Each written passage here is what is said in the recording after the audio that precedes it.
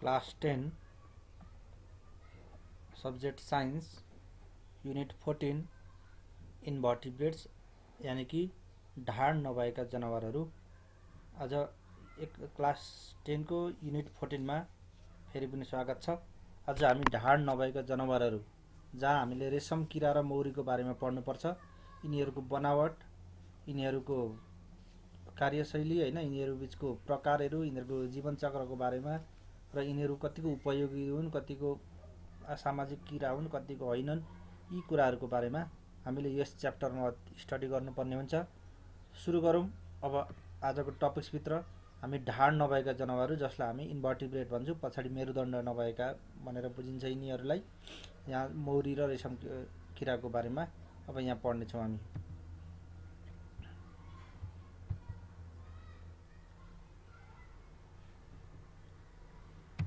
हैन, यो पाठ पढ्नुको मुख्य उद्देश्य हामी रेशम किरा र मौरीको शारीरिक बनोट र जीवन चक्रको व्याख्या गर्छौँ। यो पढिसकेपछि त्यति गर्नको लागि हामी सक्षम बन्नुपर्ने छ। रेशम किरा र मौरीको उपयोगिताको बारेमा हैन, त्यसको युटिलाइजेसन अहिलेको त्यसको बारेमा जान्नुपर्ने छ। चित्रहरू हेर्नुहोस् र कपडाहरू कस्तो प्रकारका कच्चा पदार्थमा बनेका छन् अनुमान गर्नुहोस्। यहाँ हामीले विभिन्न प्रकारका कपडाहरू देखेका छौँ, झुन्डेको कपडा देखेका छौँ। ती कपडाहरू कसरी बनेका छन्, यहाँ हामीले यो रेशम धागोको कुरा गर्न खोजिराखेको हो। हामीले रेशम किरा पढ्छौँ, रेशम किराबाट रेशम किराको महत्त्व नै त्यसको एउटा रेशम धागो उत्पादन हुन्छ। रेशम धागोबाट विभिन्न सिजनमा लाउन मिल्ने खालका कपडाहरू बन्छन् हैन, तिनै कपडाहरूको बारेमा यहाँ देखाउन खोजिएको छ। यहाँनिर अर्को खालको यहाँ धागोको बनावट देखाइएको छ। त्यस्तै यहाँ अर्को खालको धागो देखाइएको छ। यो भनेको धागो निकाल्नुभन्दा अगाडिको रेशम किराको त्यो प्युपा अवस्थाभन्दा बाहिरको कोकुनको अवस्था यहाँ देखाइएको छ। यो रेशम किरा है, यो एउटा रेशम किराको चित्र हो। यो एउटा पूर्ण परिपक्व रेशम किरा हो। यो यहाँ परिचय, प्रकार, शारीरिक बनोट, जीवन चक्र यिनीहरूको बारेमा पढ्छौँ। सबैभन्दा पहिले त यसको वर्गीकरण हामीले थाहा पाउनुपर्ने हुन्छ हैन। ढाड नभएका भनेपछि हामी इन्भर्टिब्रेट भयो। सबैभन्दा त्यसमा अब हामीले के गर्ने, सबैभन्दा पहिले किङ्डम भनेको जगत, एनिमेलिया हैन, जन्तु अन्तर्गत पर्दछ। सब किङ्डम, उपजगत, इन्भर्टिब्रेटा हैन, यो ढाड नभएको भएर इन्भर्टिब्रेटा। फाइलम आर्थ्रोपोडामा पर्छ यिनीहरू। क्लास इन्सेक्टा, अब यसको वर्ग किरा वर्गमा पर्छ। इन्सेक्टा भनेको किरा भयो हैन। कमन नेम सेरी सिल्कवर्म, सिल्कवर्म भनेको रेशम किरा भयो। सेरी रेशम किरा यसको कमन नेम हैन, हामीले जानिराखेको। यहाँ एउटा किम्बुको पात देखाइएको छ हैन। यो रेशम किराको महत्त्वपूर्ण खानेकुरा हो। यो किम्बु जहाँ एउटा लार्भा पात खाइराखेको छ, यो रेशम किराको लार्भा हो। अनि त्यो पात खाँदा खाँदै लार्भा यस्तो हुँदै हुँदै हुँदै यो अवस्थामा आइपुग्छ, यसलाई प्युपा भनिन्छ। अनि यो प्युपा विकसित भएर हो यस्तो खालको एउटा पूर्ण परिपक्व रेशम किरा बन्छ। त्यही कुराहरू यहाँ चित्रमा देखाइएको छ। यसको इन्ट्रोडक्सन, रेशम किरा एक उपयोगी किरा हो जसले रेशमी धागो उत्पादन गर्छ। व्यावसायिक रूपमा रेशम किरा पालन गर्ने कार्यलाई सेरिकल्चर भनिन्छ हैन। रेशम किराको त्यो एउटा आर्थिक प्रयोजनका हिसाबले एउटा रेशम किरा पालन गर्ने, लार्ज स्केलमा ठुलो एमाउन्टमा कार्य गर्ने, पालन गर्ने कामलाई सेरिकल्चर भनिन्छ। यो भनेको स्टडी अफ सिल्कवर्म हो के, रेशम किराको सम्बन्धी खेतीपाती सम्बन्धी अध्ययन गर्ने विज्ञानलाई सेरिकल्चर भनिन्छ। सेरिकल्चर 2700 BC मा चीनबाट सुरु भएको, सर्वप्रथम चाइनाबाट विकसित गरिएको सिस्टम हो। नेपालमा पहिलोपटक काभ्रेको खोपासीबाट रेशम किरा खेती सुरु गरिएको। काभ्रेको खोपासी धेरैजना हामी पुगेका पनि छौँ।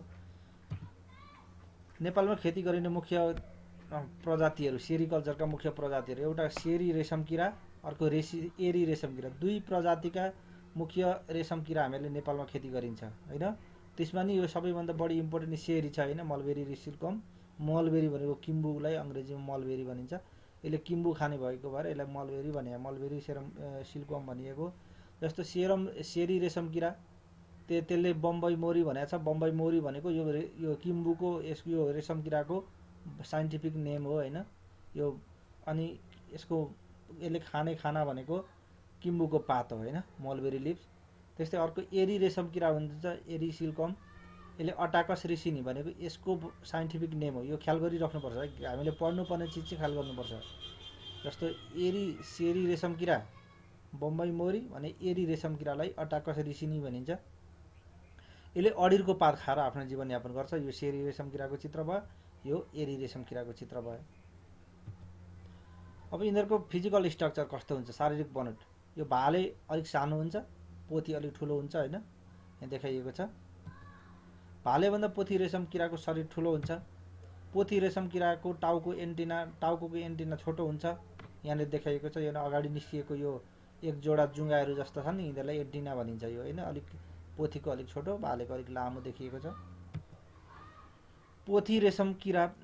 पोथी सेरी रेशम किराको पेट लामो र फराकिलो हुन्छ। यिनीहरू कम सक्रिय हुन्छन् होइन, यहाँ चित्रमा देखिएको छ। त्यस्तै वयस्क रेशम किरा करिब 2.5 सेन्टिमिटर लामो र क्रिमी रङको सेतो आकारको हुन्छ। यहाँ देखाइएको छ क्रिमी व्हाइट होइन, यसलाई क्रिमी व्हाइट भनिन्छ। त्यस्तो हुन्छ। यसको शरीर 3 खण्डमा छुट्टिएको हुन्छ होइन, टाउको, छाती र पेट है। यही टाउको, छाती र पेट गरी 3 खण्डमा छुट्टिएको हुन्छ। टाउकोमा 1 जोडा आँखा र 1 जोडा एन्टिना हुन्छन्। यसको छातीबाट 3वटा खुट्टाहरू निस्किएका हुन्छन् भने 2 जोडा पखेटाहरू हुन्छन्, 4वटा पखेटाहरू हुन्छन्। पेट फराकिलो रौँले ढाकिएको हुन्छ। अब यसको जीवन चक्रमा जाउँ। रेशम किराका जम्मा जीवन चक्रका 4वटा चरणहरू हुन्छन्, जसरी हामीले 9 क्लासमा लामखुट्टेको पढ्यौँ होइन, फुल, लार्भा, प्युपा, वयस्क गरी। यो रेशम किराको पनि त्यही 4वटा अवस्थाहरू हुन्छन्। तर यो चाहिँ अब लामखुट्टेको जस्तो पानीमा बिग्दैन, यिनीहरू सबै जमिनमै पुरा हुन्छन्, यी साइकलहरू होइन। भाले र पोथी रेशम किराको समागम भनेको यिनीहरूको संसर्गपछि, यिनीहरूको फिजिकल कन्ट्याक्टपछि समागम हावामा हुन्छ र आन्तरिक गर्भाधान इन्टर्नल फर्टिलाइजेसन हुन्छ। यहाँनिर यो फर्टिलाइजेसन प्रोसेस देखाइरहेछ है होइन, मेल ग्यामेट र फिमेल ग्यामेटको डाइरेक्ट कन्ट्याक्ट भएकोलाई फर्टिलाइजेसन भनिन्छ, त्यसलाई इन्टर्नल फर्टिलाइजेसन भनिन्छ। यहाँ फर्टिलाइजेसन प्रोसेस देखाइरहेछ। यो लामो भनेको फिमेल भइहाल्यो, ठुलो खालको, यो सानो छोटो भनेको मेल भयो, भाले भयो। समागमपछि भाले रेशम किरा मर्छ र फुल पारेपछि पोथी रेशम किरा पनि मर्छ होइन। जब कन्ट्याक्ट हुन्छ, भालेले आफ्नो लाइफ सिद्ध्याउँछ भने जब फुल पार्छ, पोथीले पनि आफ्नो जीवन सकिन्छ। फुल पारुन्जेली रहने हो होइन, धेरै वयस्क भएर पनि 5-7 दिन रहने हो त्यो भनेको। अन्य किराहरूले चाहिँ रेशम किराले पनि फुल, लार्भा, प्युपा र वयस्क गरी 4वटा अवस्थाहरू पार गर्छ आफ्नो जीवन चक्रमा होइन। यहाँनिर यो फुल भयो, फुलमा यो पातमा फुल, यो रेशम, यो मलबेरी भनेको किम्बुको पात भयो होइन, त्यहाँ फुल पारिएको छ। फुलबाट यो लार्भा बन्यो, लार्भाबाट यो प्युपा बन्यो, प्युपाबाट यो विकसित रेशम किरा बन्यो। यो जीवन चक्र यहाँ एउटा पिक्चरमा देखाइएको छ। जस्तो यहाँ यो किम्बुको पात भयो, किम्बुको पातमा एउटा वयस्क रेशम किराले फुल पार्छ।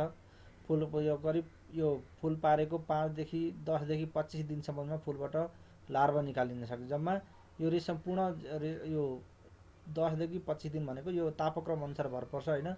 जहाँ धेरै रेशम किराका पात, यो किम्बुका पातहरू पाइन्छन् त्यहाँ छिटो छिटो निकालिन्छ। जहाँ किम्बुका पातहरू पाइँदैनन् होइन, त्यहाँ अलिक ढिलो गरेर निकालिन्छ। किन यो फुलबाट निस्किने लार्भा हो, लार्भालाई खानका लागि किम्बुको पात प्रशस्त चाहिन्छ। किम्बुको पातै छैन भने, त्यही भएर जाडो याममा किम्बुको पात कम पाइन्छ, त्यसैले धेरै त्यो पातहरूलाई, यो रेशम किराको अन्डाहरूलाई धेरै बेरसम्म राखिन्छ होइन। जब किम्बुको पात पाइन्छ त्यो बेला अलिअलि तापक्रम बढाएपछि अनि त्यहाँबाट बिस्तारै त्यहाँबाट लार्भा निकालिन्छ। करिब 10देखि 25 दिनभित्रमा फुलबाट लार्भा बन्छ भने यो लार्भाको 30देखि 33 दिनमा त्यहाँबाट एउटा प्युपा बन्छ होइन। यो प्युपा बन्छ अनि प्युपा बनिसकेपछि त्यो केही खाँदैन त्यो बेलामा चाहिँ होइन। लार्भा चाहिँ एकदमै खन्चुवा हुन्छ, खाकै गर्नुपर्छ। तर प्युपा भएपछि केही खाँदैन अनि त्यो भित्रभित्रै प्युपा बन्छ अनि त्यो एउटा एक प्रकारको त्यसले जालो निकाल्न थाल्छ, जालो जस्तो रेशम निकाल्न थाल्छ। प्युपा अवस्थामा रेशम निकाल्छ अनि त्यही हुन त लार्भा अवस्थामै रेशम निकाल्ने हो। अनि त्यही लार्भा अवस्थामा निकालेको रेशममा जेलिँदै गएपछि अनि बाहिर एउटा कभर बन्छ अनि त्यो भित्र प्युपा बन्छ होइन। त्यो अनि प्युपाको बाहिर खोललाई चाहिँ कोकुन भनिन्छ। यहाँ कोकुन देखाइएको छ होइन, यो बाहिरी खोल हो। खासमा प्युपाले यो रेशम किराले कोकुन चाहिँ लार्भा अवस्थामै निकाल्न थाल्छ है। कहिलेकाहीँ क्वेसन सोध्छ नि, कुन अवस्थामा कोकुन निकाल्न थाल्छ भन्यो होइन, कुन अवस्थामा रेशम निकाल्न थाल्छ भन्यो भने लार्भा अवस्थामै हो। अनि त्यही लार्भा अवस्थामा निकालेको रेशममा बेरिँदै जान्छ र त्यो बाहिरीबाट कोकुन बन्छ, भित्र त्यसको प्युपा बन्छ।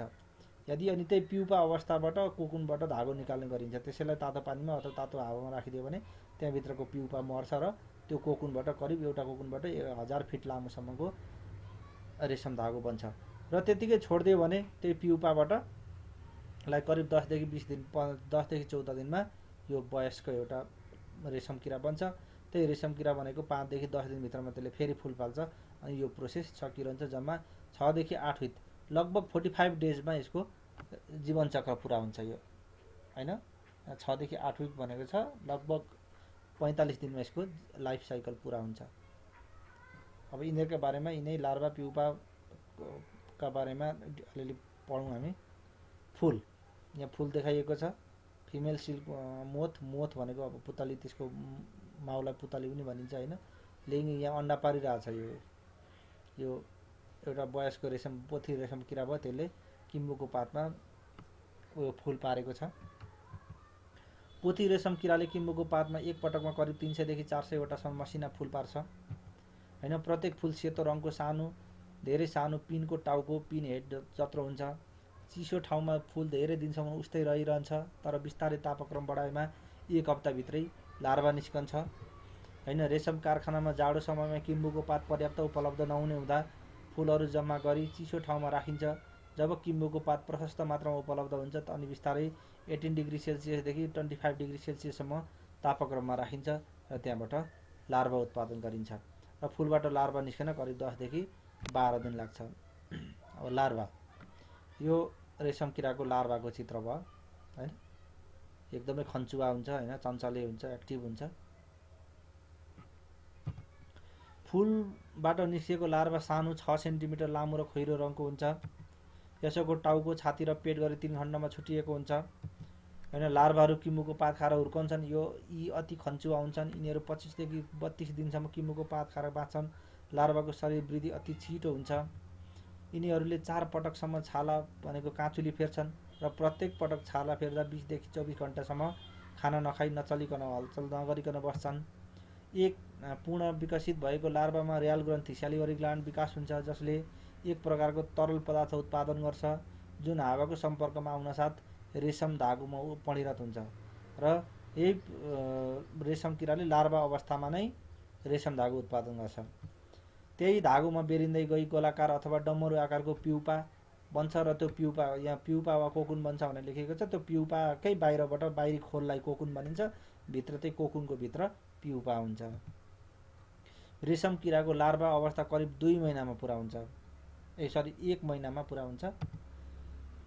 अब यसको प्युपा यही यो लार्भाको अन्तिम अवस्थाबाट हो यसरी धागो निकाल्दै जान्छ अनि यो बेरिँदै आफू यहाँ भित्र जेलिन्छ, बाहिर वरिपरि यस्तो धागोले बेरिँदै यस्तो स्ट्रक्चर बन्छ। यो बाहिरबाट देखिएकोलाई चाहिँ कोकुन भनिन्छ, त्यहाँ भित्र भएको किरालाई चाहिँ लार्भा नै भनिन्छ हैन। प्युपा अवस्था रेशम किराको जीवन चक्रको तेस्रो अवस्था हो जुन निष्क्रिय हुन्छ। यो अवस्थामा यसले खाना खाँदैन र एक ठाउँमा स्थिर रहिरहन्छ, तर भित्रभित्रै विकास भइरहेको हुन्छ। यो अवस्था 12 देखि 14 दिनको हुन्छ। यदि यही अवस्थामा रेशम झिक्नका लागि कोकुनलाई तातो पानी वा तातो हावामा राखिन्छ, जसले गर्दा प्युपामा रहेको टाँसिने पदार्थ नष्ट भई धागो सजिलोसँग निस्कन्छ। यस क्रममा कोकुनभित्रको प्युपा मर्छ र केही कोकुनहरूलाई अर्को वंशवृद्धिका लागि सुरक्षित राखिन्छ हैन। सबै मार्यो भने त अर्को फेरि पनि त नयाँ उत्पादन गर्नु पर्यो, त्यसैले केही प्युपालाई त्यतिकै छोडिन्छ भने केहीबाट मात्रै धागो उत्पादन गरिन्छ। वयस्क, यो एउटा वयस्क रेशम किरा हो हैन। कोकुनभित्र रहँदा प्युपामा सक्रिय मेटामर्फोसिस हुन्छ। मेटामर्फोसिस भनेको फुलबाट लार्भा प्युपा हुँदै पुनः परिपक्व वयस्क हुने प्रक्रियालाई मेटामर्फोसिस भनिन्छ हैन। जसबाट 3 जोडा खुट्टा र 2 जोडा पखेटा भएका रेशम किरा निस्कन्छन्। पखेटालाई पूर्ण रूपमा सुकाइसकेपछि यो उड्न सक्छ हैन। एउटा वयस्क किरा 5 देखि 7 दिनसम्म बाँच्न सक्छ। यो रेशम धागो भयो हैन। रेशम धागोका विशेषताहरू लामो हुन्छ, लचकदार हुन्छ, हल्का मुलायम, चम्किलो र टिकाउ हुन्छ हैन। व्हाइटन, ब्राइटन र लाइटन भनिन्छ नि। व्हाइटन, ब्राइटन एन्ड लाइटन। सजिलैसँग पानी सोच्ने र सुक्ने हुन्छ। सजिलैसँग रङ्ग्याउन सकिने खालको हुन्छ। सबै मौसममा लाउन सकिने हुन्छ हैन। फिट फल अल सिजन। रेशम किराको खेती, सेरिकल्चरको आर्थिक महत्त्व। किन यो सेरिकल्चर किन गरिन्छ अथवा रेशम किराको किन खेती गरिन्छ, यसको महत्त्व, फाइदा, उपयोगिता जे भने पनि यही कुराहरू लेख्ने हो। रेशमी कपडा हल्का, मुलायम, चम्किलो र टिकाउ हुन्छ। त्यसैले रेशम किराको खेती गरी आय आर्जन गर्न सकिन्छ। रोजगारीको सृजना हुन्छ। रेशम धागोबाट प्यारासुट, कड, माछा मार्ने डोरी आदि बनाइन्छ। रेशम धागो गाडीको टायर बनाउन पनि प्रयोग गरिन्छ।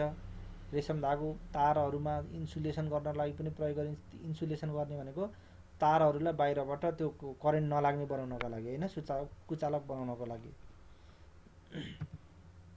सम क्लोथ फ्रम सिल्क होइन, यो रेशमबाट बनेका केही धागोहरू, यो लुगाहरू, यी सबै रेशमबाट बनेका लुगाहरूको इक्जाम्पल यहाँ देखाइएको छ। अब यहाँ अर्को चित्र आयो है, यो चाहिँ के को चित्र होला हामी सजिलै अन्दाज गर्न सक्छौँ। यो एउटा मौरीको चित्र हो। अब हामी मौरीको बारेमा पढ्न गइरहेका छौँ भन्ने कुरा हामीले यहाँबाट स्क्रिनमा बुझ्नु पर्दछ। यो हाम्रो पढ्ने मध्येको हामी तेस्रो खण्डमा छौँ, माउरी, जसलाई हामी हनी बी पनि भन्छौँ होइन। यो यसका यहाँभित्र हामीले पढ्नु परेको परिचय, प्रकार, शारीरिक बनोट, जीवनचक्र होइन, यो मौरीको भयो।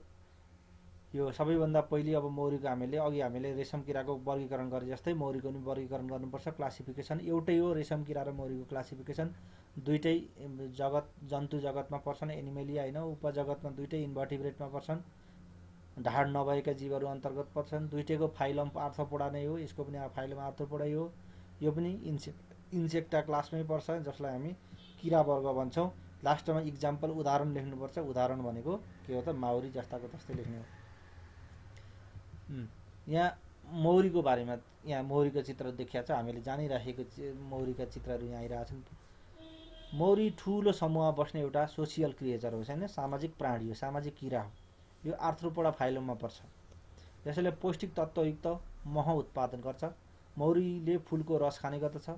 यिनीहरू सङ्गठित रूपमा समूहमा बस्दछन् होइन, कोलाबोरेटिभ वर्क गर्छन् होइन, कोअपरेसन गर्छन्। यिनीहरूको सबैभन्दा ठुलो विशेषता भनेको यिनीहरूको कोअपरेसन हो, समूहगत कार्य हो। यिनीहरू उच्च समझदारी र कडा अनुशासनमा रहेका हुन्छन्। यो मौरीको केही प्रकारहरू दिएको छ। यो मौरीहरू घारमा बाहिर, त्यो चाकामा बाहिर बसेका मौरीहरू भए, यो मौरीका घारहरू भए होइन। व्यावसायिक रूपमा मौरी पालन गरिएको जसलाई हामी त्यो सेरिकल्चर भन्ने जस्तै, अब यो मौरीको नि बी कल्चर हुन्छ नि त, एपिकल्चर हुन्छ, मौरीलाई एपिकल्चर भनिन्छ होइन। व्यावसायिक रूपमा आर्थिक उपार्जनका हिसाबले त्यो मौरीको पालन गर्नेलाई एपिकल्चर भनिन्छ है। सेरिकल्चर भन्नु अरू त्यो रेशम किराको खेती भन्ने जस्तै एपिकल्चर भनेको मौरी हो। यो एपिकल्चरको एउटा देखाइएको छ। यो मौरी एक ठाउँमा बसिराखेको होइन, एउटा रुखको हाँगोमा यहाँ मौरीको झुत्तो बसिराखेको छ होइन। यो कहीँ गएर एक ठाउँबाट एउटा घारबाट निस्केर भागेको मौरी हुनसक्छ। यो त्यसरी नै मौरीको एउटा साधारण परिचय भयो।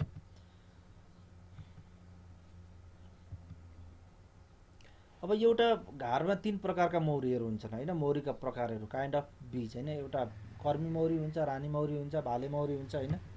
यिनै 3 प्रकारका मौरीहरूको बारेमा अब हामीले यहाँ पढ्ने हो। रानी मौरी, भाले मौरी र कर्मी मौरी। अब जाउँ क्विनको बारेमा, क्विन बी, रानी मौरी। यहाँ चित्र देखाइएको छ। रानी मौरी अलिक ठुलो हुन्छ।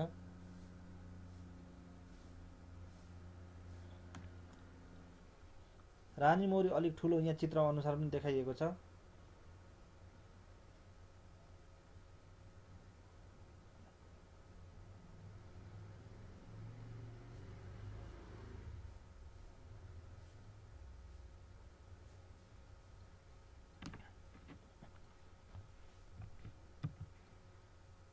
घारमा अन्य मौरी भन्दा अलि ठुलो र सलक्क परेको लाम्चो आकारको मौरी रानी मौरी हो। यहाँनिर चित्र देखिरहेको छौँ हामीले। अनि यसको टाउको अरूको भन्दा सानो र डोलो हुन्छ भने सुँड छोटो हुन्छ। रानी मौरीको पेटको अन्त्यमा सानो खिल हुन्छ। सामान्य अवस्थामा एउटा गोलामा एउटा मात्र रानी मौरी हुन्छ। यदि अब रानी मौरीको सङ्ख्या एउटाभन्दा बढी भयो भने त्यसले आफ्नो केही समूहका मौरीहरू लिएर त्यो घार छुट्टिएर बस्छ होइन। एउटा घारमा एउटाभन्दा बढी राजा बस्न रानी अब त्यहाँ राजा भने पनि त्यही रानी हो, त्यहाँ भएको सबैभन्दा ठुलो होइन। त्यसले दुईवटा भइसकेपछि अब एउटै राज्यमा दुईवटा राजा हुन सक्दैनन् भने जस्तो ऊ आफूले छुट्टै राज्य सिर्जना गर्न खोज्छ अर्को जम्मा भइसकेपछि। यसको मुख्य काम भनेको फुल पार्ने काम मात्रै हो। रानी मौरीको एउटै मात्रै काम हुन्छ, त्यो हो घारमा फुल पार्ने काम। त्यो यसले गोलाको सम्पूर्ण मौरीलाई परिस्थिति अनुसार सञ्चालन गर्छ। यसको शरीरबाट विशेष किसिमको गन्ध आउँछ र त्यही गन्ध गोलाको सम्पूर्ण मौरीहरूले ग्रहण गरेका हुन्छन्। यसैका आधारमा मौरीले आफ्नो गोला पत्ता लगाउँछ होइन। आफ्नो घार कहाँ छ भन्ने कुरा पत्ता लगाउने काम यही रानी मौरीको शरीरबाट निस्केको एउटा सेन्टले हुँदैन अरू मौरीहरूले पत्ता लगाउने काम कर्मी मौरीले पत्ता लगाउँछ। अर्को छ हामी मौरीकै प्रकार पर्दैछौँ भाले मौरी, जसलाई हामी ड्रोन बी भन्छौँ। यहाँ चित्रमा देखाइएको छ अलिक झुस्से परेको होइन, झुस्स परेको खालको हुन्छ, अलिक सानो हुन्छ तर अलिक मोटो खालको हुन्छ, टाउको अलिक गोलो हुन्छ। यहाँ चित्रमा देखाइएको अलिक कालो खालको हुन्छ होइन। भाले मौरी रानी मौरीभन्दा सानो तर कर्मी मौरीभन्दा ठुलो, कालो र झुसिलो हुन्छ। यसको विष ग्रन्थि, मह सङ्कलन ग्रन्थि र खुट्टामा पराग थैली केही पनि हुँदैन। यसले बाहिरबाट पराग सङ्कलन गरेर ल्याउँदैन, अरूको मह चुसेर पनि ल्याउँदैन होइन।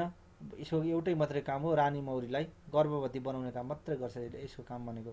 यिनीहरूलाई खाना समेत कर्मी मौरीले खुवाउनुपर्छ। यति अल्छे हुन्छ नि यो, कहिलेकाहीँ फरक छुट्याउनु भन्छ है। भाले मौरी साह्रै अल्छे हुन्छ, कर्मी मौरी एकदमै जाँगरिलो हुन्छ। भाले मौरीको एकमात्र काम रानी मौरीलाई गर्भधान गराउनु हो होइन, त्यसलाई प्रेग्नेन्ट बनाउनु हो, त्यति मात्रै हो। जसले गर्दा रानी मौरीका अन्डाहरू फर्टिलाइज हुन्छन्। अब अर्को छ कर्मी मौरी, वर्कर बी। यो चित्रमा देखाइयो हामीलाई बाहिर हामीलाई टोक्ने के गर्ने, यसलाई अप्ठ्यारोमा पार्यो भने त्यहाँबाट खिल हालिदिने, यो काम भनेको सबै यो कर्मी मौरीले गर्छ। बाहिरबाट रस सङ्कलन गरेर ल्याउने, पराग सङ्कलन गरेर ल्याउने, घार बनाउने होइन, घारको सुरक्षा गर्ने सबै काम यही कर्मी मौरीले गर्छ। मौरीहरूको समूहमा कर्मी मौरी सबैभन्दा सानो हुन्छ। यसको टाउको, छाती र पेट गरी 3 खण्डमा छुट्टिएको हुन्छ। यसको मुखले चपाउने, चिविङ र चाट्ने, ल्यापिङ गर्दछ। चपाउने र चाट्ने दुईटा काम गर्दछ, जसले गर्दा कर्मी मौरीले फुलको रस सजिलैसँग जम्मा गर्न सक्दछ। यसको 3 जोडा खुट्टा हुन्छन् होइन, 6 वटा खुट्टा हुन्छन् र प्रत्येक खुट्टा रौँले ढाकिएको हुन्छ होइन। मौरीका 5 वटा आँखा हुन्छन्, ख्याल याद होला। यसको खुट्टामा फुलको रस जम्मा गर्नका लागि पोलेन बास्केटहरू हुन्छन् होइन।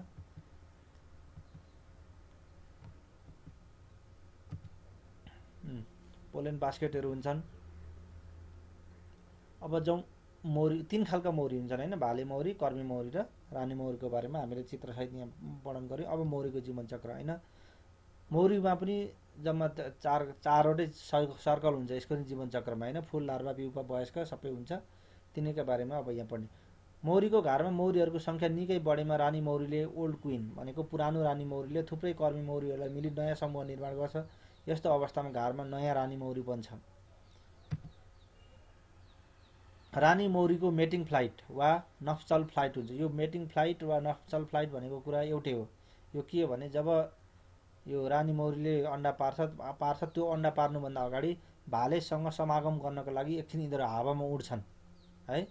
हो त्यो हावामा उडेर त्यहाँ गर्भाधान गर्ने प्रक्रियालाई चाहिँ मेटिङ फ्लाइट अथवा नफ्चल फ्लाइट भनिन्छ। रानी मौरी र भाले मौरी सम्भोग गर्नको लागि मात्रै घरबाट बाहिर निस्कन्छन्, घरबाट बाहिर निस्कन्छन्। यसरी घरबाट निस्कने फ्लाइटलाई मेटिङ फ्लाइट भनिन्छ, जहाँ थुप्रै भाले मौरीहरू रानी मौरीले मेटिङ गर्दछ। थुप्रै भाले मौरीसँग रानी मौरीले मेटिङ फ्लाइट गर्दछ। सबै किसिमका मौरीहरूको जीवनचक्रमा 4 अवस्था हुन्छन्,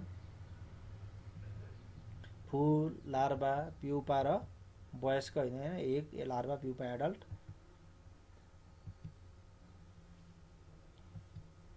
अब यो जीवनचक्रको भयो होइन। यो यहाँ फुल छ, त्यो फुलबाट लार्भा, लार्भाबाट प्युपा, यो प्युपाकै विभिन्न अवस्थाहरू भयो। सुरुमा यस्तो प्युपा, त्यहाँदेखि यो अवस्थामा आउँछ, त्यहाँदेखि यो अवस्थामा आउँछ, अनि यहाँबाट एउटा पूर्ण परिपक्व मौरी बन्छ। यो सम्पूर्ण यो फुलदेखि लार्भा, प्युपा हुँदै यो पूर्ण परिपक्व वयस्क एडल्ट बन्ने प्रक्रियालाई मेटामोर्फोसिस भनिन्छ, अघि पनि भनिसकेको छ हामीले होइन। यहाँनिर यो प्युपाका विभिन्न यो एग भयो, लार्भा, यो दुईवटा लार्भाको अवस्था देखाएको छ, यो प्युपाको अवस्था देखाएको छ, यो भनेको एडल्टको अवस्था देखाएको छ। यो एउटा मौरीको त्यो चाकाभित्र भएको मौरीका अवस्थाहरू देखाइएको छ यहाँनिर।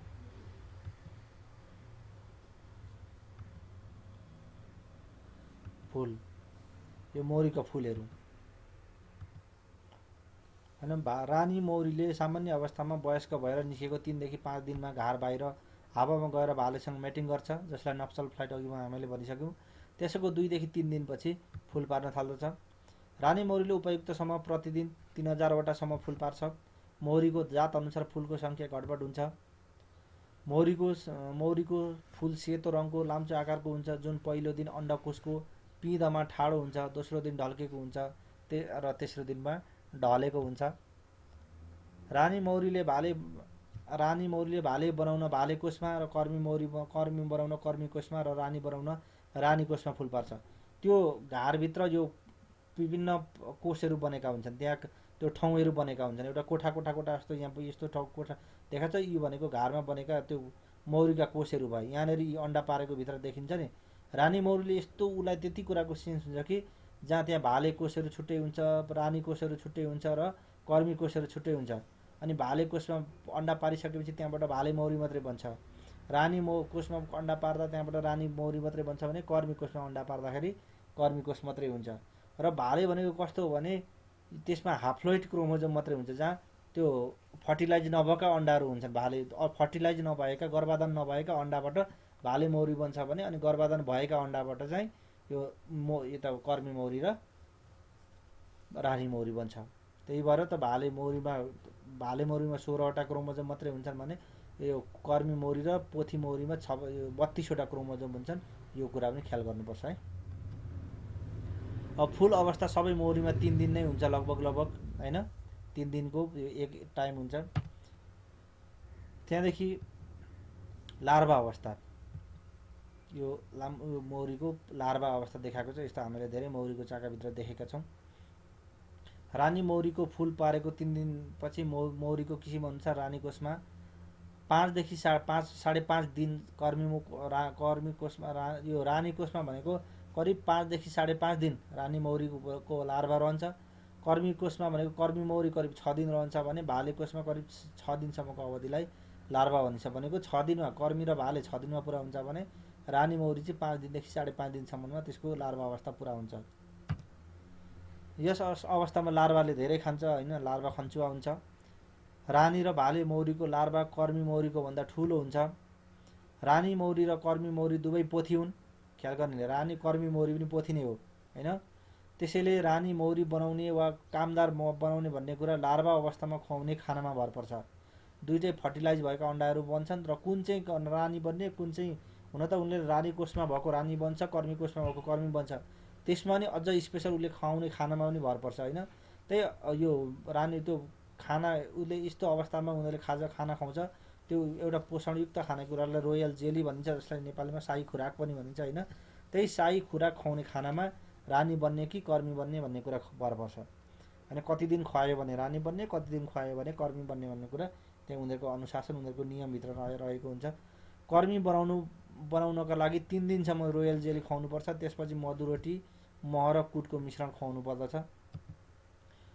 र भाले मौरीको लार्भालाई पनि 3 दिनसम्म पोषणयुक्त खाना खुवाउँछन् र त्यसपछि मह र कुटको मिश्रण खुवाउँछन्। लार्भा अवस्थामा यसले 4 देखि 5 पटकसम्म काँचुली फेर्दछ।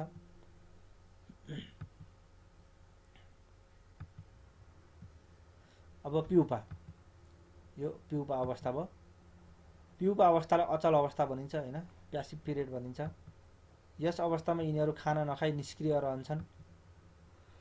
मौरीको वर्ग अनुसार रानी मौरी करिब 8 दिन, कर्मी मौरी 12 दिन र भाले मौरी 14 दिनको अवधि हुन्छ यो प्युपा अवस्था। यस अवस्थामा मौरीको सम्पूर्ण बाहिरी अङ्गहरूको विकास हुन्छ।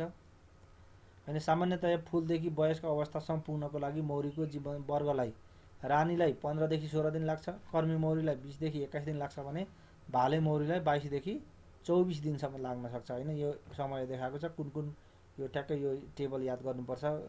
जस्तो रानी मौरीको फुल 3 दिनमा सबै फुल जति सबैको प्राय 3 दिनकै हुन्छ। अनि लार्भा यो रानीको 5.5 दिन छ भने भाले र कर्मी मौरीको 6 दिन लाग्छ। प्युपा 7.5 दिन, 12 दिन, 14.5 दिन। जम्मा रानी मौरीको 16 दिनमा जीवनचक्र पुरा हुन्छ। कर्मी मौरीको 21 दिनमा जीवनचक्र पुरा हुन्छ भने यो भाले मौरीको 23.5 दिनको लगभग 23.5 दिनमा जीवनचक्र पुरा हुन्छ हैन। रानी मौरी, कर्मी मौरी र भाले मौरीको शरीरको बनोट, शारीरिक बनोट र कार्य फरक हुन्छ। अघि मैले कार्यको बारेमा भनिसकेँ हैन। रानी मौरीले फुल पार्ने काम, भाले मौरीले रानी मौरीलाई गर्भवती गराउने काम, अरू बाँकी काम सबै कर्मी मौरीले गर्छ। अब वयस्क मौरी हैन, एउटा एडल्ट बी। मौरीको वर्ग र उमेर अनुसार कार्य विभाजन, यो एउटा वयस्क मौरीको कुरा भयो।